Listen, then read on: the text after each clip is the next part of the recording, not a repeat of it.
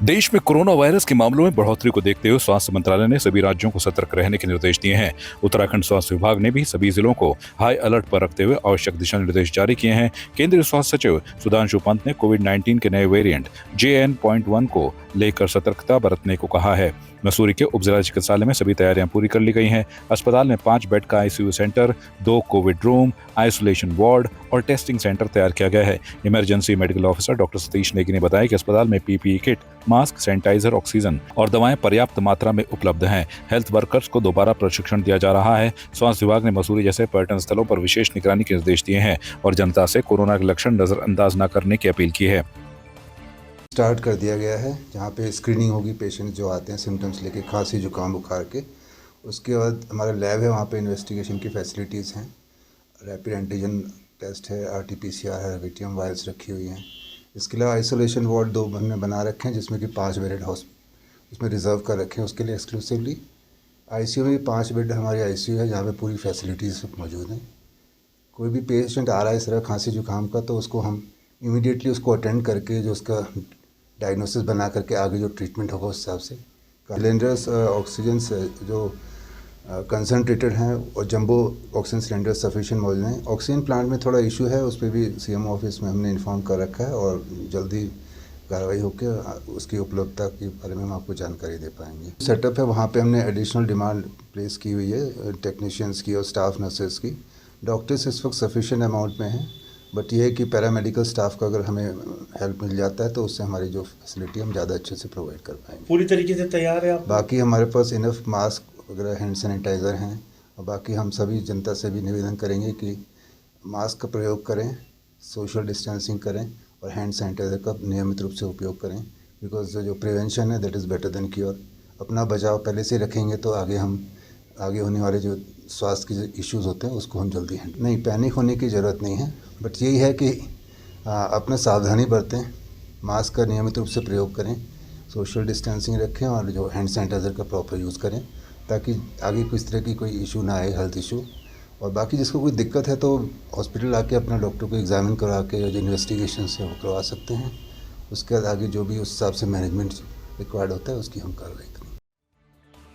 पिथौरागढ़ में पेयजल आपूर्ति की समस्या को गंभीरता से लेते हुए जिलाधिकारी विनोद गोस्वामी ने आंवला घाट रामगंगा पंपिंग पेयजल योजना का स्थलीय निरीक्षण किया। निरीक्षण के दौरान उन्होंने पंपिंग स्टेशन की कार्यप्रणाली, जल शोधन संयंत्र की दक्षता और पाइपलाइन नेटवर्क की स्थिति का बारीकी से जायजा लिया।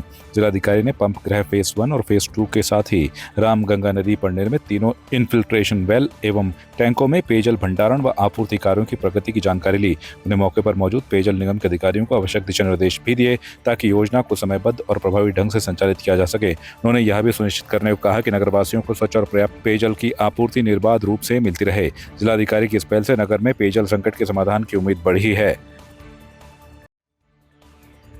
उधम सिंह नगर जनपद के खड़ीमठ क्षेत्र में सनसनीखेज घटना सामने आई है। चारू बेटा नई बस्ती निवासी अनीता देवी का अधजला शव उनके घर के पीछे जंगल में मिलने से इलाके में दहशत फैल गई। देर रात घर न लौटने पर उनके 3 छोटे बच्चों ने रोना शुरू कर दिया। सुबह ग्रामीणों के साथ तलाश शुरू की। तलाश के दौरान जंगल में महिला का अधजला शव मिलने पर तुरंत पुलिस को सूचना दी गई। मौके पर पहुंची पुलिस ने शव को कब्जे में लेकर पोस्टमार्टम के लिए भेज दिया है और जांच शुरू कर दी है। मृतका के भाई ने अपने जीजा सुरेश कुमार पर हत्या का आरोप लगाया है। खटीमा सीओ विमल रावत ने घटनास्थल का निरीक्षण किया और बताया कि मामले की जांच के लिए 2-3 टीमों का गठन किया गया है। जल्द ही घटना का खुलासा किया जाएगा। चाचा के पास फ़ोन आया कि ये अनीता जो है रात से नहीं मिली है। हमने कहा कहाँ गई है, तो बोले पता नहीं कहाँ गई है। और सुबह बंदा फ़ोन करने के बाद फिर जब उसको पता नहीं था, पड़ोस में भी उसने फ़ोन किया और बोल रहा है कि मैं अल्मोड़ा हूँ, तो उसको कैसे पता चला कि अनीता घर पे नहीं है। मैं तो ये सवाल जानना चाह रहा हूँ कि मतलब उसको ये पता कैसे चला कि अनीता घर में नहीं है। बंदा घर में खुद नहीं है, अल्मोड़ा बता रहा है, और 2 घंटे बाद अल्मोड़ा से 8 बजे फ़ोन किया है और 2 घंटे बाद 10 बजे यहाँ उपलब्ध हो गया। अल्मोड़ा से उड़ के तो आया नहीं होगा।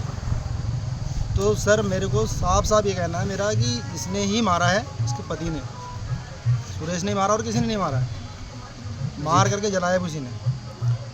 फ़ोन तो मेरे चाचा के पास सुरेश ने किया था 8 बजे। अच्छा, सुबह 8 बजे। शाम को कुछ लोगों का कहना है कि यहाँ पर शाम को था, ये पीछे की बगिया में शाम को देखा गया था। और अभी उन्होंने शायद पुलिस के सामने उन्होंने बयान भी दिया है कि ये शाम को यहीं पे था पीछे बाग में। तो बोला कि मैं यहाँ नहीं हूँ, मैं बाहर हूँ।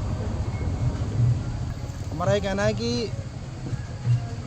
इसने ही मेरी बहन का मतलब जो हत्या की है इसी ने किया है, और इसे कठोर से कठोर सज़ा होनी चाहिए।